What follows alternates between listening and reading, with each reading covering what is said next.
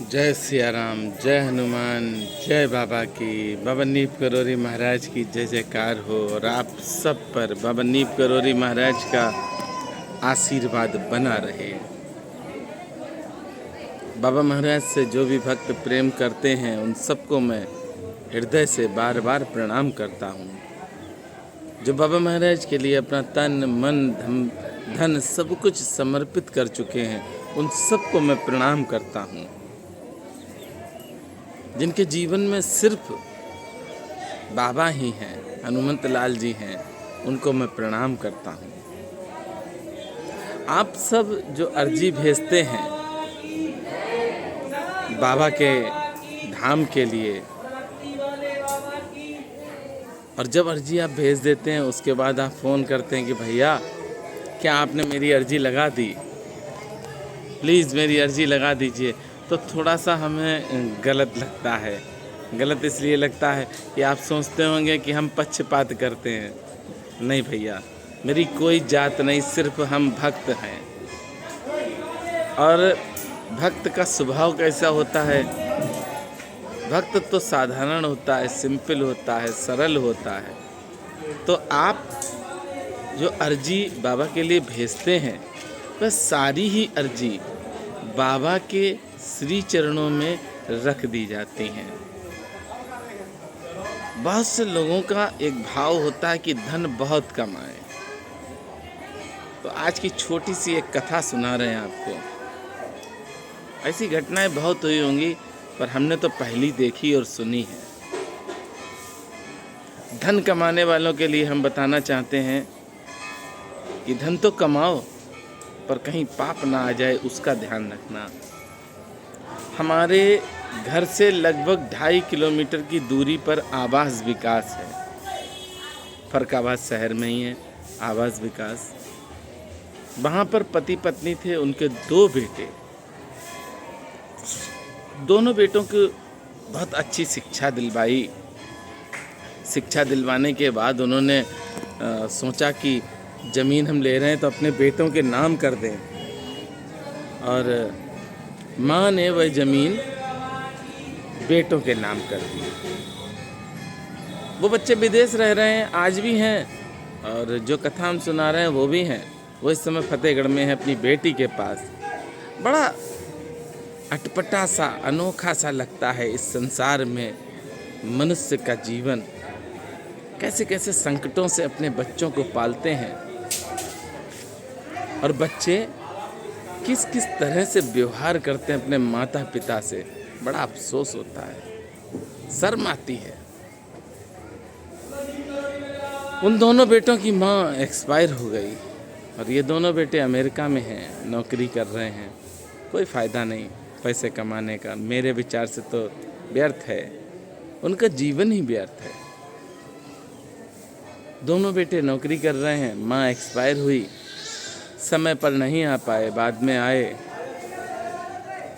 तो दोनों बेटों के नाम ज़मीन थी और लगभग 1.5 करोड़ की उसकी कीमत ज़मीन की थी। तो बच्चे आए, बच्चों ने अपने पिता से कहा कि हम आपका वीज़ा और पासपोर्ट बनवाते हैं और इस ज़मीन को रखने से कोई फ़ायदा नहीं, इसको बेच दो। अच्छा, बच्चों के सामने माता पिता क्या करेंगे? एक विश्वास, एक आस है कि हमने इसके साथ सब कुछ किया है बच्चों के साथ, और ये बच्चा हमें धोखा तो देगा नहीं। क्या कोई पिता कभी सोच सकता है कि बच्चा धोखा देगा? हम उन बच्चों से प्रार्थना करेंगे जो अपने माँ बाप को जवाब देते हैं। हमें जवाब दे लो आप, हमसे उल्टी सीधी कह लेना फ़ोन करके, और अपने माता पिता से कभी मत कहना कुछ भी। क्या क्या सहते हैं माता पिता, ये एहसास तब आपको होगा जब आप भी माँ और पिता की तरह हो जाएंगे। जब आपके बच्चे होंगे तब आपको एहसास होगा कि आपने अपने बच्चों के साथ क्या त्याग किया है। पिता से बच्चों ने कहा कि ज़मीन ये बेच दो, मकान बेच दो। पिता ने कहा ठीक है। पिता ने अपने बच्चों की बात मानी और बच्चों ने वह ज़मीन बिकवा दी और दोनों ने पैसे हाथ में लिए और पिताजी से कहा कि आप परेशान ना हो, आप बहन के घर रहो, हम आपका वीज़ा और पासपोर्ट बनवाते हैं। और दोनों बच्चे विदेश चले गए। पिता आज भी फतेहगढ़ में अपनी बेटी के पास रह रहा है। क्या फायदा इसी पढ़ाई का? कोई फायदा नहीं। और ऐसे लोगों पर भगवान की कृपा हो जाए, बिल्कुल असंभव है, बिल्कुल असंभव है। हमारे जीवन में हम अपनी बताते हैं भैया, अपना भी थोड़ा सा हम बताएंगे, अवश्य बताएंगे, क्योंकि हम प्रवचन दे रहे हैं तो प्रवचन के लायक हैं भी कि नहीं है। तो हमने अपने माता पिता की जो भी सेवा करनी चाहिए थी, जिस तरह से करनी चाहिए, उस तरह से माता पिता जब तक जीवित रहे, सा शरीर रहे, हमने सेवा की। आज माता पिता नहीं है तो आप देखिए 15 दिन जल भी देने जाएंगे, जो भी पितरों के कार्य होते हैं, मैं हमेशा बाहर रहता हूँ, पर इन 15 दिनों में हम कहीं नहीं जाते हैं। प्रतिदिन सुबह उठकर माँ गंगा के तट पर जाएंगे और वहाँ पर अपने पितरों को जल देंगे। उसके बाद अपनी दिनचर्या शुरू करेंगे।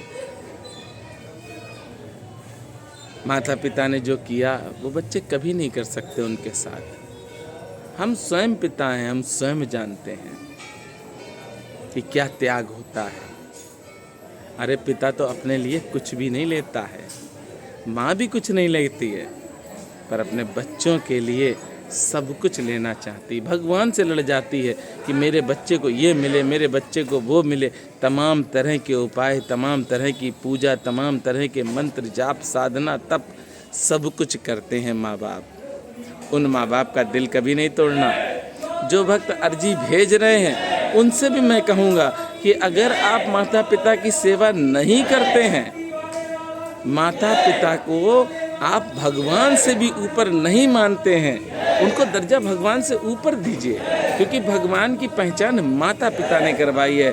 भगवान ने पहचान नहीं करवाई है कि ये तुम्हारे माता पिता हैं।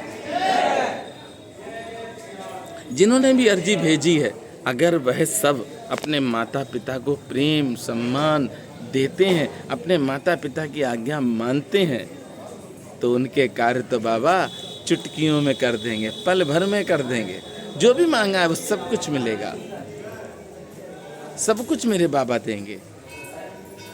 अर्जी आप भेजते हैं तो इतना मेरा निवेदन है आपसे कि अपने माता पिता का दिल नहीं तोड़ना। जिस तरह की ये घटना फर्रुखाबाद में घटी है, पूरे विश्व में कहीं पर भी ऐसी घटना ना हो, ये मैं बाबा से भी प्रार्थना करता हूँ और आप सब से भी प्रार्थना करता हूँ।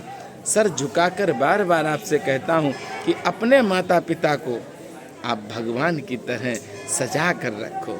बुजुर्ग हैं, डांटते हैं, चिल्लाते हैं, मारते हैं। अरे इनकी मार, इनकी डांट के लिए तरसोगे। एक समय आएगा, उस समय रोगे कि आज कोई ऐसा है ही नहीं जो हमें डांट ले, कोई हमें मार ले।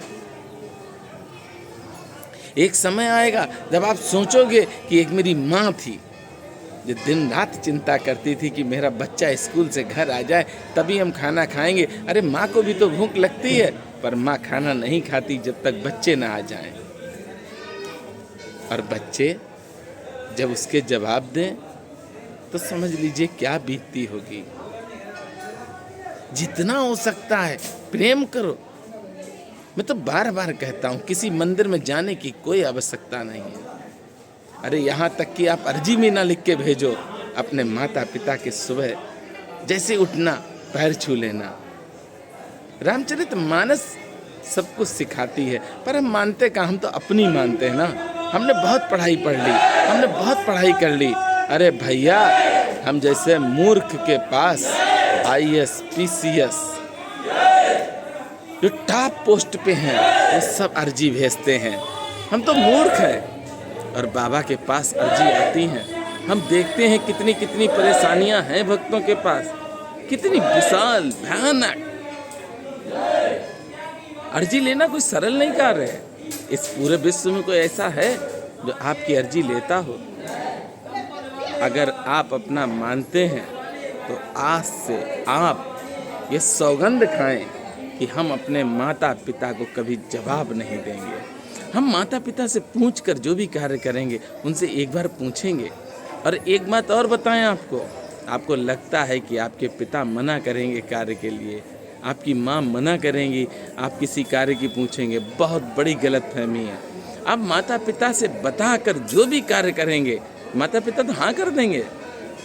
अरे भैया,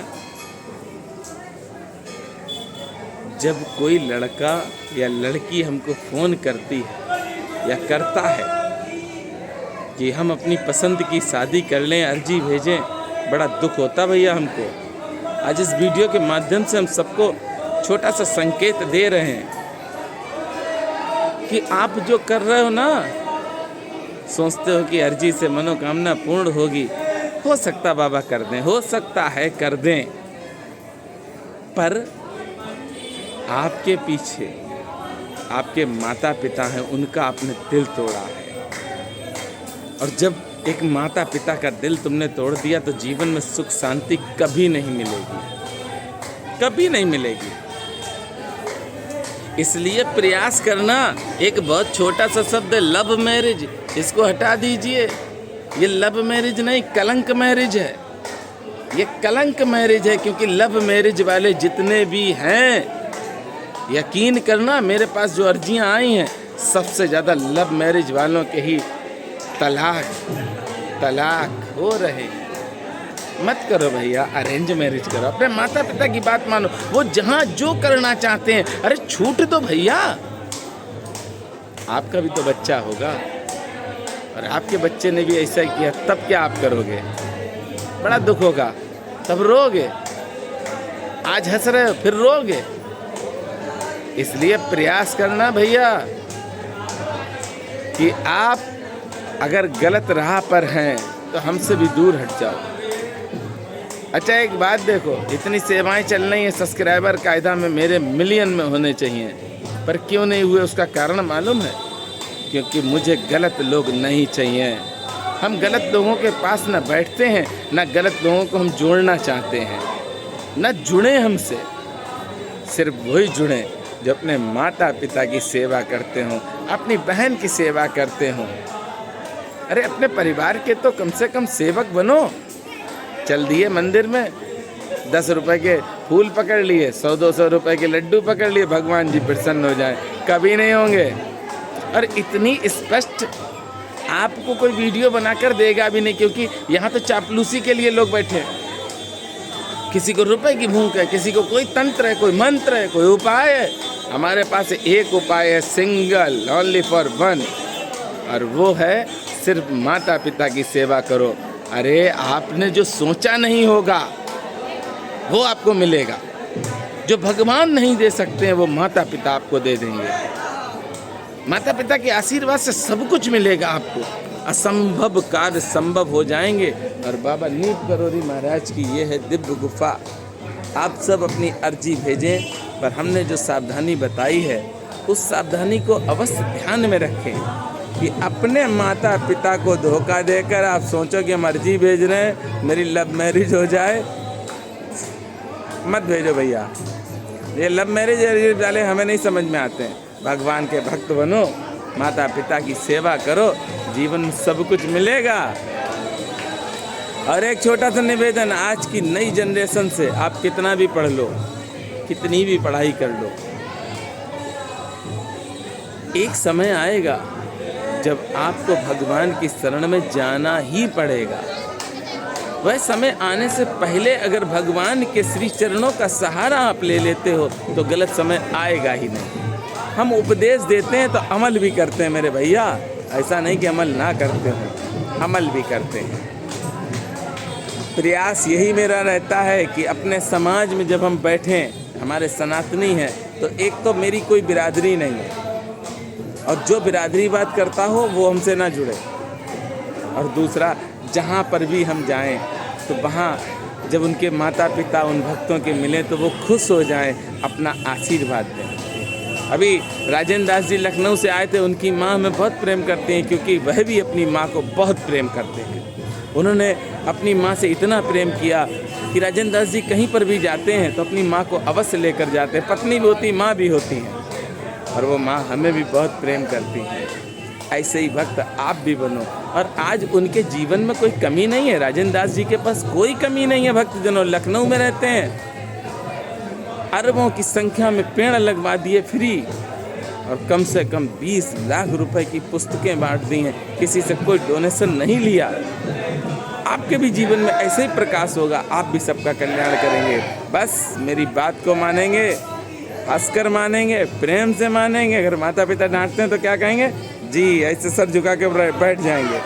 5 मिनट बाद वही पिता और वो माता आपके लिए अपनी जान दे देगी। अच्छा, कोई आपको डांटे माता पिता के सामने, क्या माता पिता बर्दाश्त कर लेंगे? नहीं कर पाएंगे। अरे दूसरे की डांट खाने से बढ़िया है कि हम अपने माता पिता की डांट खाएं। और जब हम अपने माता पिता की डांट खाएंगे तो इस संसार में कोई ऐसा पैदा नहीं हुआ जो आपको डांट ले, आपका बुरा सोच ले, आपका बुरा कर दे। कोई नहीं भैया, ना कोई तंत्र, ना कोई मंत्र, ना कोई हाय, कुछ नहीं। सिर्फ अपने माता पिता को ही प्रथम गुरु। देखिए, हमने पढ़ा भी है, माता पिता गुरु, यही तो पढ़ा, माता पिता गुरु 3, चौथे पे भगवान आते हैं। आज क्या किया? माता पिता गुरु, इन्हें भूल गए, भगवान के पास सीधे जाने लगे। इन 3 को भूल के बीच में पहुंच गए, और स्थिति क्या हुई कि ना उधर के रहे ना इधर के रहे, बीच में लटके हुए हैं। इससे बाहर आओ और मेरे साथ आप सब एक और चीज़ की प्रतिज्ञा करो कि हम जितना कर सकते हैं अपने सनातनियों का सहयोग करेंगे, बिरादरीवाद नहीं करेंगे, सिर्फ सहयोग करेंगे। हमारा सनातनी कहीं पर कमज़ोर है, उसका सहयोग करेंगे। आप सब अपनी अर्जी भेजते रहें, जो भी परेशानी है बाबा के लिए लिखकर भेजें। जय सिया राम, जय हनुमान।